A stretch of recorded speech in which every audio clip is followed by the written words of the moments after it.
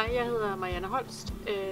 Jeg optager den her video, fordi at jeg gerne vil lægge op til lidt crowdfunding i forhold til at samle 25.000 kroner ind. Vi vil gerne lave en strategiworkshop for vores butiksejere, vores bygningsejere, vores kommune og foreninger, som arbejder her i byen, fordi vi mener, det er tid til at lave en strategi for vores bymidte. Vi synes, at vi oplever, at der er butikker, der er tomme. Vi synes, at vi trænger til lidt diversitet i indholdet i butikkerne, også dem, som vi kommer til at fylde ud igen. Så derfor vil vi gerne lave en strategi sammen. Det kræver jo, at man kan finde de 25.000, og det er derfor, at vi prøver at lave den her crowdfunding.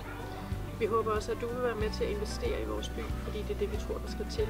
Det er en investering, så vi kan komme videre med udviklingen af vores bymidte, når vi snakker detailhandel. Så vi går her i Jernbanegade, hvor man også kan se, at nogle af vores butikker de er tomme. Vi har lyst til at lave vores strategi, således at vi kan fylde det ud med indhold, som der faktisk måske mangler her i byen. Vi savner rigtig meget vores bager, som alle satte utrolig meget pris på. Ved siden af bageren, der ligger der også et lokale, som trænger til at blive fyldt ud. Og også her på hjørnet, hvor vi havde Youngstars, der vil vi også gerne have fyldt ud. Det her det er jo bare nogle eksempler på nogle af butikkerne, som så tomme har gjort et stykke tid.